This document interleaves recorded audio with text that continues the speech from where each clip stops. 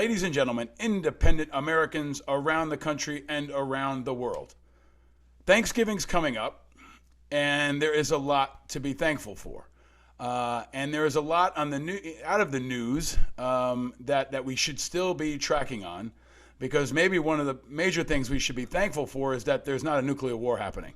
And it is a threat that remains. It is a threat that is front and center. It is a threat that we are diving into in the new series we're doing with Sean Ephraim and Anthony LePay and Jeffrey Wright at Vice TV, called While the Rest of Us Die.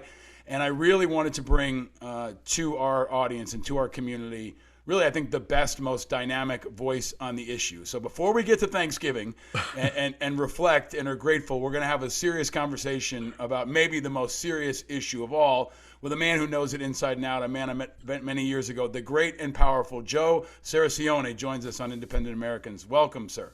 Thank you very much, Paul. It's a pleasure to be here. Now, I did say your name correctly that time. Did yeah, I get it? Cirincione, you nailed it. It's a tough one. But it's tougher than Rykov, which sounds easy but reads tough. Well, even for Italian Americans, it's a long, complicated name. Well, my grandmother was Italian. Her name was Galella, and my mother's mother is Italian, so they will give me maybe some points at Thanksgiving for getting the name right. Well, in Italiano, it's Giuseppe Cirincione, but who could say that? Giuseppe Cirincione. I'll try. I wish, Italy is one of the places I miss most since the pandemic hit. We haven't been back. The family usually goes often, so maybe in the future, we can have a drink in Italy and celebrate a more peaceful world. A nice Negroni cocktail. Yeah. Absolutely. I want to get into a lot. I think that this news Vice series kind of reminded me and will remind everybody how important the issues that you live every day are for our country and for the world. So I want to talk, really break down, what I think is the most urgent threat to the world, and how it's a constant threat. It's not just one from the Reagan era or from election campaigns. It's something that's all around us. And I think the new series breaks that down. You've been a great thought leader for as long as I've known you, but I want to start by asking you the same question I ask everybody. It's been a wild year and a half in the world and in America. Joe, where are you and how are you? I'm in Tacoma Park, Maryland, which is right outside Washington, D.C. I've been here for 40 years. I came to D.C. as a graduate student at Georgetown. I never left. I didn't intend to stay, but one thing led to another, and I've been in government or in think tanks or for the last 12 years as a philanthropist, the head of Plowshares Fund, until I stepped down last year. So I've had a great career, and most of that time has been spent on nuclear policy, nuclear weapons policy. And despite that, I'm doing fine. Despite that, I still have an optimistic, attitude and a nice little pep in my step. You always bring great energy, and I think that's important in not scaring the shit out of people every time that they have to talk to you and dive into these issues, right? And I think that's part of your skill is you've been able to really help communicate this to people who are not technicians, who are not experts, who are average Americans who care about their country and their families and the future. So, the pandemic has kind of occupied so much oxygen. And now we've got an infrastructure bill going through, and I want to ask you maybe if you can touch on whether there's anything in there that can address or protect the interest and issues that you care about. But can you start at the top? Sure. I think it's the biggest threat facing the world, and it was the threat I used to always remind people about when Trump did crazy shit. Yeah. I said, look, remember, he has access to nukes. You think it can't get worse. It can get much worse. And I think that only at the end, in the final days of the Trump era, did folks really realize how possible or immediate that threat could be. So maybe can you frame it up for us? Sure. The threat of do we still call it nuclear holocaust? Yes. Frame it up for us and break it down. What is the threat? What is the scope? What is the urgency in your view, please? Well, it's understandable that people wouldn't focus on this, wouldn't be thinking about this. I mean, the Cold War's been over for 30 years, and most people thought, well, that's it. We're getting rid of our nuclear weapons. The problem has gone away. Well, the Cold War is over, but the weapons remain. The US and Russia have about 6,000 nuclear weapons each. That's over 90% of the global total. So when you're talking about nuclear weapons, you're really talking about the United States and Russia. And many of these weapons remain on hair trigger alert, ready to launch at a moment's notice. And in the United States, they're under the control of one person, the president. The president can launch nuclear weapons whenever he wants, and it's always been a he so far, whenever he wants, for whatever reason he wants. He doesn't need the approval of the vice president or the secretary of defense, certainly not Congress. There's no time for a Supreme Court brief on this. So when you had 4 years of a madman in control of the United States, that madman had his finger on the nuclear button, and he could launch weapons within about 7 minutes of a decision to do so. That's how this system goes. And that's one of the reasons why nuclear weapons remain one of the three great existential threats we face. But all the challenges we have in our lives, there are only three that threaten destruction on a planetary scale. Climate change can destroy human civilization over the decades. Pandemics, as we're now seeing, can wreak havoc over years. Nuclear weapons can destroy everything humanity has produced over the millennia in an afternoon. It's real, they're still here, and we've got to do something about it. I think that's a great framework. So I want to go around the scope, but we know that the U.S. and Russia have 90% of the nukes in the world. Can you tell us who has the rest? Sure. And who are other players on this landscape in 2021? There's a total of 7 countries with nuclear weapons, which, by the way, is a great victory for nuclear arms control and disarmament. There used to be 25 countries that had programs and were interested, but because of government policy, because of liberals and conservatives, Republicans and Democrats working together, we created an international system of controls that have shrunk the arsenals and that have shrunk the number of countries trying to get these weapons. So what we're left with is the US and Russia still with Cold War arsenals on Cold War use doctrines. After that, you get France, interestingly enough, which has about 350 weapons. China, about the same number as France, but building up. The United Kingdom, which comes in just under 200 weapons. India and Pakistan, very dangerous situation. Countries that have fought 4 wars since they got independence, now with nuclear arms, about 150 each. And then you have North Korea and Israel. Israel never acknowledged its nuclear weapons. They have about 80. North Korea has enough material for around 40 to 60 and is building up. And that's it. Only 7 countries. The only other country you're truly worried about is Iran, which does not have nuclear weapons, but is slowly but steadily building the capability to make them. And so that's your major proliferation threat in the world today. That's a great overview. And I'm Israel's always the question mark, right? Like they don't publicly admit it, but everyone knows they have it. Is that kind of how it works right now? Absolutely. Right? Yeah. They used material we gave them in the 60s under the Atoms for Peace program for the peaceful uses of nuclear energy. And they broke their agreements and secretly constructed nuclear weapons. And they had their first bomb around 1968, right at the end of the 1968 war. And they've had them ever since. They have a triad, actually. They can drop them by plane. They can drop them by missile. And they also have nuclear-armed submarines that fire nuclear-tipped cruise missiles. So they are the only nuclear power in the Middle East. I was going to ask you about delivery, and you named 3 methods. Are there other methods? And I'm thinking a dirty bomb or a smuggled detonation of some kind. Is that a real threat? And I want to get to space. But sure. Is this the time? What are the current 2021 methods to deliver that kind of an attack? Sure. A dirty bomb is what they call a radiological device. That is, it's a conventional explosive, say dynamite, that's laced with radioactive material, say cesium or americium. And it spreads nuclear dust, basically, over dozens of square blocks. So it's a killer, but it's a slow killer. It causes cancer. It's not a nuclear explosion. Any terrorist can create this. In fact, most experts are surprised we haven't seen this yet.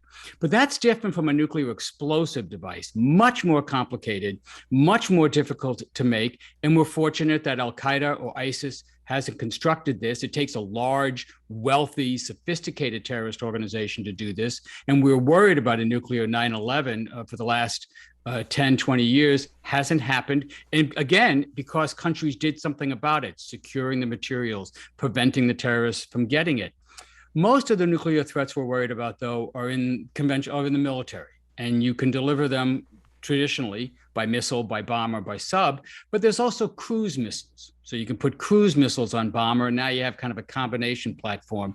And we used to have, the United States and Russia did, many what we call tactical nuclear weapons, battlefield use. And in the 50s and 60s, we saw nuclear and conventional as integrated, that we thought that nuclear would be used in a conflict between the Warsaw Pact and NATO, for example. So we had nuclear artillery brigades. Colin Powell used to be in charge of one in West Germany. He writes in his memoirs, but as soon as he was told what he was supposed to do, he thought that was completely nuts. And he was right. Nuclear artillery, nuclear landmines, nuclear depth charges, short-range rockets, long-range rockets. We nuked everything in the 50s and 60s, and we've come back from all that. There are very few of that type of short-range delivery system left, except for India and Pakistan, which do imagine fighting a close-in war. And so they do have artillery units with nuclear devices. They have short-range rockets, and we think they have what they call man-portable or nuclear landmines that they're developing. I think the kind of uptown and downtown versions of nukes are really important for folks to understand the framework of all this. We've I think those of us who live and occupy the national security space, whenever you see an authoritarian like Trump, or you see someone unstable like Kim Jong-un, or you see disruption in Pakistan and the constant tension between India and Pakistan, there's always a question, it seems to be, primarily around India and Pakistan, of how secure are they? Can you lay that out for us? I mean, you've given us the framework of, sure, of Trump having access and others. 90% are U.S. and Russia. But how secure are the nukes in a place like Pakistan right now? Well, they're actually quite secure for two reasons. One, these are the crown jewels of the Pakistan military and the Indian nuclear scientific establishment. So they are tightly guarded. They are also relatively few in number, and they store them in a very good way. They store them unassembled. So unlike the United States and Russia, for example, where our nuclear warheads are already on the missiles, already ready to go, you just got to program them, push a button, and they launch. In India and Pakistan, these would have to be assembled in order to be used. So that's a good thing. The problem is not with the security of the weapons, it's with the security of the government. So Pakistan has an unstable government, a deteriorating economy, strong fundamentalist forces in the military, in the intelligence establishment, the Taliban, Al-Qaeda, and ISIS operating within the national territory of Pakistan. And of course, this simmering conflict with its nuclear armed neighbor. So a whole lot of things can go wrong. Let me give you the nightmare scenario. The nightmare scenario is we see a repeat of the 2008 Mumbai attack, when Pakistan-based terrorists killed 150, 160 people at a Mumbai hotels in order to provoke a war. That's what they wanted to do. Right. And one of the reasons they may have wanted to do that is to flush out the nuclear weapons. Because in a conflict, you got to then assemble the weapons and move them to the battlefield, and that's when they become vulnerable. So the nightmare scenario is you see a replay of Mumbai, Pakistan mobilizes, and en route to the battlefield, the train, the truck convoy is hijacked, the nuclear weapons are stolen, and now you have a terrorist group with nuclear weapons, and there's almost nothing you can do about it at that point. Very difficult to stop somebody like that from detonating a bomb at the place of their choosing. Just read any Tom Clancy novel. Joe, it's a good thing you're such a nice guy and you're so charismatic, because otherwise you'd probably be the last person people want to sit next to at Thanksgiving. I mean, I'm a scintillating dinner companion. You are. You absolutely are. But if folks, we always say stay vigilant, and this is an issue that requires vigilance, even when it's uncomfortable. Let me just give you the worst part about this. Please. So in that India-Pakistan scenario, you could quickly go from conventional conflict to nuclear. Pakistan is outgunned by the Indian army, and they've said just like we said about the Warsaw Pact, if India invades Pakistan, they will use nukes to stop them. India said, if you do that, we're going to nuke you back. And as some have said, Indian generals will have a final solution to the Pakistan problem. So this is pretty grim, cold-blooded talk. And you would not only have a nuclear war in South Asia, but even though we wouldn't feel it here in North America or Europe or South America, the fires that these weapons would set off, scientists now calculate, would put enough smoke and particulate into the atmosphere that it would shroud the Earth in a cloud for 2 to 3 years, dropping global temperatures about 2 or 3 degrees. And before you think, a solution to global warming, that would kill about 40% of the food crops in the world, triggering a famine that we estimate would kill between 1 billion and 2 billion people. And that is a civilization-ending event. So even a war that we don't feel in a half the world away could bring about the end of human civilization. That is a constant and big worry, and we're not doing anything about it. I'm glad you took us through that, and I think the Vice series does a pretty good job of framing up, different components of this, and one that I was glad. I'm a consulting producer on the show. We've been talking about these issues. I'm glad we had time and space to dig into is the scope of testing that the U.S. has done on U.S. soil, right? We tell the story by starting in the Bikini Islands, and then we go to Nevada outside of Vegas. And was the number a couple of hundred? Give us a sense of how many detonations or explosions, however you frame it, have been done on U.S. soil, in the last, 100 years or however long it's been. We stopped testing. We started testing in 1945 and we stopped in 1992. And we conducted over 1,000 tests, more than every other nation combined, most of those on continental United States soil. That is a lot of tests. That's a lot of radioactivity. We stopped testing in the atmosphere in the mid-60s. John F. Kennedy negotiated what they call the Limited Test Ban Treaty, a major accomplishment. But before then, we were popping them off, a couple of hundred a year were going off in those years. And that has spewed radiation all through America and around the world, resulting in rising cancer rates. The way this works is the radiation not like Hiroshima and Nagasaki, it doesn't kill you right away. It increases your risk of cancer, which shows up 10 years later, 20 years later. And we cared so little about this that we never tracked it. So there are no accurate numbers, which is why I'm so glad the Vice TV show focused on these nuclear victims. As I say in the show, Jeffrey Wright says in the show, the only people nuclear weapons have killed since we used them in Hiroshima and Nagasaki were Americans. And we think that's about 100 to maybe 200,000 people, miners, people near the test site, people downwind from the test site, Marshallese Islanders, all victims of nuclear weapons.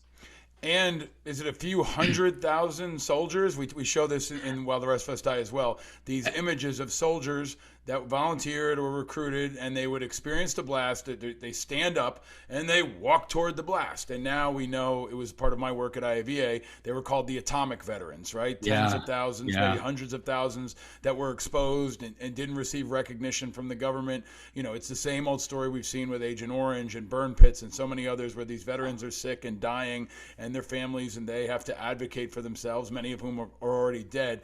But can you give us a little bit of insight into that component as well? I'm including them in my totals. We don't have a separate breakout for them for the same reason. If it's not a combat casualty, it's just not tracked. There was no compensation for that. Veterans have been fighting for decades to get this compensation. And when they do get it, it tends to be just a fraction of what their cancer therapies cost. Yeah, I think it was like $50,000 or $100,000. About $50,000 per settlement. Yeah. Right. Yeah. So they get $50,000 to try to deal with fatal cancer, basically. Yeah, leukemia. And they had to fight and scrape to get it, and there's no good data. So and the fight continues. I mean, even this year, there's bills in the Congress to try to compensate the Marshallese Islanders. These were beautiful people, and the Vice TV show does a great job of showing them, who were promised that they would be lifted off their islands for a little while and then brought back. Instead, we vaporized their islands. We poisoned their fishing grounds. They lost their livelihoods. They lost their homes. Never been compensated. And Native American indigenous people who were displaced, whose lands were annihilated, whose people were made sick. That's a really important part of the through line. And I think maybe one of the most powerful parts of this episode of While the Rest of Us Die is, Anthony and the team go to Nevada and talk to people who lived through it, right? The woman describes being a child sitting on her couch and seeing her living room light up to the point where she couldn't see, right? They describe soldiers looking at their hand, with their eyes closed, being able to see the skeleton in their hand. I mean, really vivid imagery about how terrible we treated our own, right? Right. And those are what they call the downwinders, the people who are downwind from the blast. But there's also the Navajo miners who mine the uranium. Again, you get cancer from doing that. Again, never compensated. So, Joe, I want to bring it back to now. Joe Biden is in his first year here. Nobody talks about nukes. It didn't come up really in the debates. I mean, I feel a kinship with you, and I'm watching for the word veteran every time, and you're probably watching in debates for the word nukes, right? But Joe Biden's a guy who's been around a long time, who was probably there for the Cohen-Nunn dialogues they used to have for a long time? That's right. About nuke proliferation, and I remember going to some of those events with Les Gelb, who was a mentor of mine that I know you knew from your time with the CFR. But where is Biden on this? Frame it up for us. I know a lot of your work has been left of center, but I think this is an independent American issue, right? Bipartisan. This should be one of those issues like infrastructure, like the pandemic, I hope, like national security, that should be a bipartisan, truly independent issue. But give us a sense, if you would, please, of where Biden is on this. If you ask most Americans, how many nuclear weapons do we need? You'd get an answer somewhere between 0 and a few hundred. And we have 6,000, 5,850. So why? Well, this is the question presidents often ask when they come into office and they're first briefed and they're first showed how to use the nuclear football. They go, well, why do we have so many? And the answer to that question quickly moves away from the effects of these weapons to abstract theories of deterrence and controlling the escalatory ladder and targeting and all this. And it's basically, it's a lot of gobbledygook. And Joe Biden's a president who's been through all this. Remember, he was elected in 1972. I knew him when he was chairman of the Senate Foreign Relations Committee. He gets this. So he sat in on hearings on arms control treaties, et cetera, et cetera. If Biden was allowed to be Biden, he would favor sharp reductions in the U.S. arsenal, unilateral. We could go down. A Joint Chiefs of Staff study in 2013 said we could cut the arsenal by 1/3 and still fulfill all military missions because their weapons have gotten so much more accurate. And he would reduce the types of nuclear weapons we have. While Trump was in, he started turning back to nuclear war fighting. So emphasis on lower yields, shorter ranges, things we could use against China, for example. He would, I think, cut those. And he would also start a more ambitious strategic dialogue, both with Russia, the current threat, and China, the rising threat. And he would push forward on his arrangements, his negotiations with Iran, to stop that country from getting nuclear capabilities. I think he would do all this, and he would change U.S. policy. So we don't have our weapons on hair trigger alert, so that we would never be the first to use nuclear weapons. The trouble is, and this is where the show gets so good at this, is that you run right into established bureaucracies and corporate interest. The biggest problem we have with getting a rational nuclear policy is that some people get very rich making nuclear weapons. And this is just a product to them, like tobacco or sugar or cereal, and they market it and they sell it as necessary and essential and worth whatever it costs. So as a result, these contractors have infiltrated and this is really true, infiltrated the Pentagon. There's a constant revolving door between top policy officials and contractor jobs. They've infiltrated the Congress, massive campaign contributions to the committee members who control their budgets, big ads in all the Washington papers. If you get the Washington Post, you can't hardly open the paper without a defense contractor ads. And then they realized that they had to eliminate the disagreements that they were getting from the think tanks, from the independent experts. So like the fossil fuel companies, they started giving grants to institutes to produce pro-nuclear studies or to mute the criticism of institutes, for example, the one where I work, the Carnegie Endowment for International Peace, or Brookings, or basically any big institute in Washington. So as a result, that's one of the reasons there's so little debate on this. And it's one of the reasons Joe Biden's going to have such a tough time trying to implement his policy. He's going to have to buck the Pentagon bureaucracy on this, just the way he had to buck it in order to get the troops finally out of Afghanistan. It's going to be a tough fight. And frankly, I'm not very optimistic about him winning it. I knew there was a but. And that's the most important component here. I mean, the military-industrial complex extends into this realm. I've argued there's a veterans industrial complex now with the VA budget over $300 billion, and climbing on an average of 10% annually. Now there are pigs at the trough there too. Right. So when you have a debate about profit versus veteran health, who wins? Right. What we've got a $1 trillion infrastructure budget going through. Is there anything in this? We think about protecting roads and fixing infrastructure.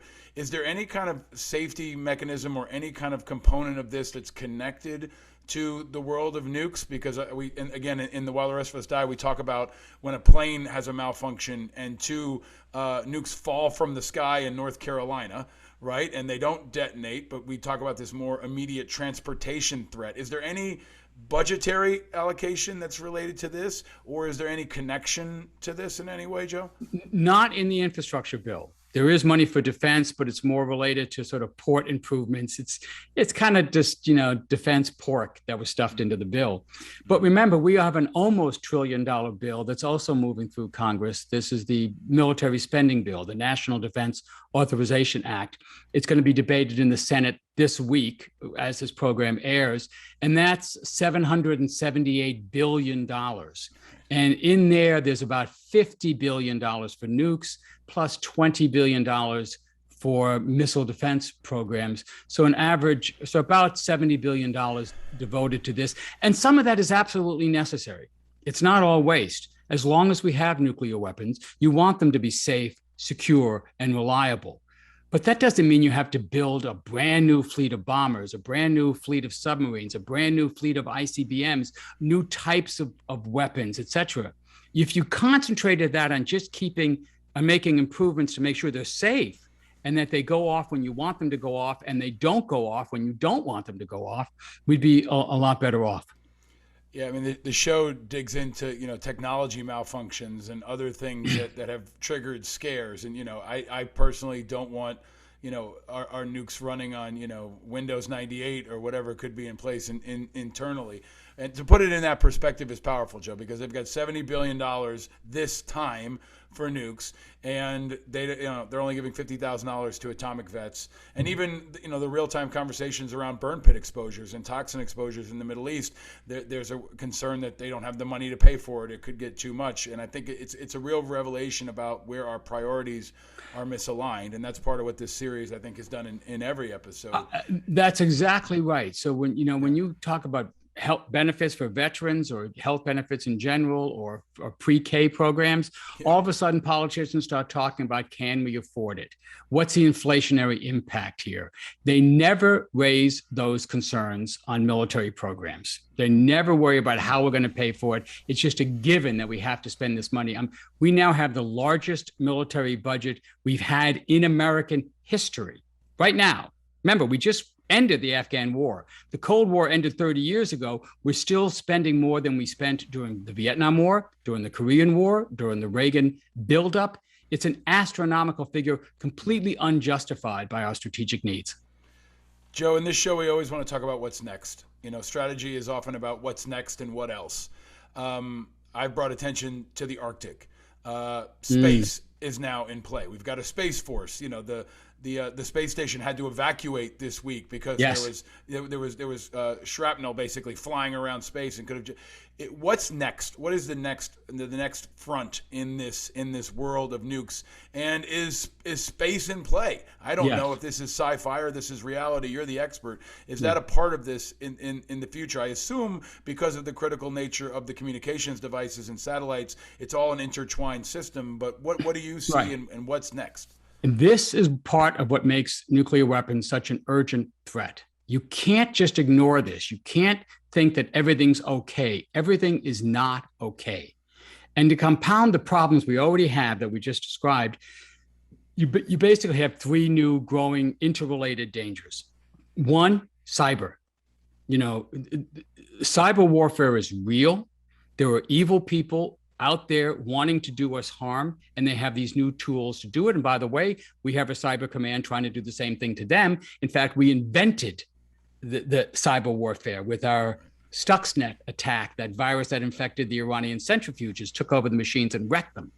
So, but other countries saw that and said, oh, we can do that too. And here we are. And so we're in a real cyber warfare. And where that intersects with nukes is nukes are not independent. They're not impenetrable. You know, we know that the Russians have, for example, hacked into US nuclear reactors. They didn't do anything yet. They just went there and let us know that they could go there. Well, you could do the same with nuclear weapons. One of my colleagues at the Nuclear Threat Initiative produced a wonderful report on this, warning that you could have a hacker, not even a state, but an independent hacker, spoof the US early warning system, make us think we're being attacked when we're not. You could penetrate the weapons to make them so they won't go off when we push the button. You could penetrate the weapons here or in other countries so that they would go off even when nobody pushed a button. Okay, scary threat number one. Scary threat number two is space. The Air Force, you know, has a slogan, space is the place. And there's always been those who wanted to fight warfare in space, the high frontier, the next frontier, and you hear that talk again. For years, this has been pushed aside. Space was a place for scientific exploration, commercial activity. You have to keep it safe. Look at what's just happened this week. The Russians did an anti-satellite test, so shot a rocket off that blew up one of their satellites and turned it. And did they vaporize it? No, it didn't disappear. It turned into 5,000 pieces of debris that are threatening the International Space Station and, by the way, the Chinese space station, and is going to be there for a decade or more. Mm-hmm. So this is a sign that people want to bring weapons into space, and that includes nuclear weapons. The Chinese just did a test that made headlines, and people talked about it as a hypervelocity missile, which is true. It traveled more than 5 times the speed of sound. That's the definition of hypervelocity, Mach 5. But all our missiles travel faster than the speed of sound. An ICBM goes 20 times the speed of sound. What made that distinct was they had a glide vehicle, something that wouldn't just go up and down like a ballistic missile, like a baseball hit into the outfield. No, it went up into orbit, circled around the globe, and then came down in a glide vehicle like the shuttle, think miniature space shuttle, and it could maneuver. The reason they're doing that is to make it immune to missile defenses. You can't hit that because you can't plot a trajectory. You don't know where it's going, so you can't intercept it. And they're doing that because they're reacting to US missile defense systems, which we claim are going to be able to stop a Chinese nuclear attack or a North Korean nuclear attack. So you can see the race is escalating. We do something we think is going to protect us. They do something that's going to counter that defense. We're going to have to respond. So we now have a nuclear arms race in full, once again, with not just the US and Russia, but now involving China, other countries, and it's taking place in new domains like space. The final thing I think you really have to worry about is China, not just because of that test, but they're also beefing up their land-based missile force. They're going from about 90 long-range missiles to several hundred long-range missiles. Again, we think of that as an aggressive threat, But whenever a country does something like this, they see it as defensive. And that's why the Chinese are doing it.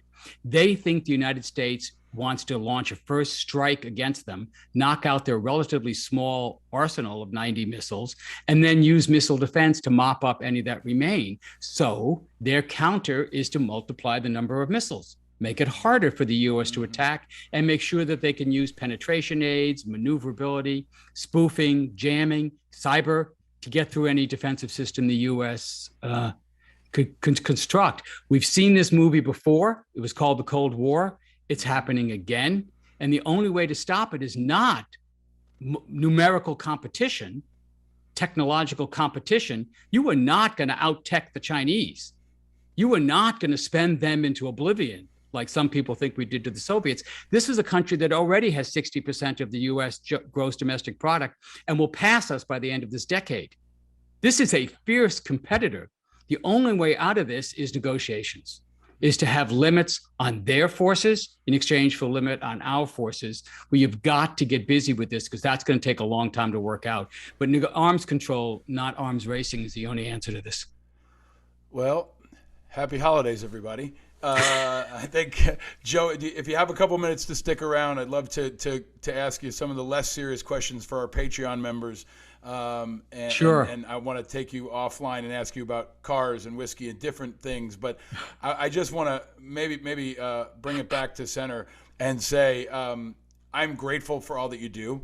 You know, we talk in this show about staying vigilant. You're on the watch, and you've also been very kind and generous with me and many other leaders who've come up in the last couple of decades. You taught me. I've learned from you, both by the information, but also through your example. I mean, you're out there, keeping the heat on when so many folks are focused on other things. So it's a tremendous public service. I think it's an issue that all Americans should care about and does transcend politics. It might be one of those issues that we can actually unite around. But you've been an important leader and a conscience.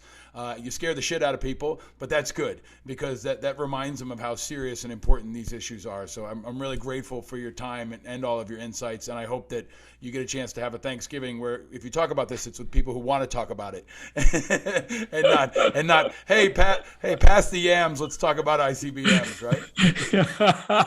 You were very kind, Paul. Thank you. It's been a pleasure talking with you. And yes, I'm going to Northern California for Thanksgiving. We'll spend the time with my daughter way up there in Eureka, California, very far away from all of this.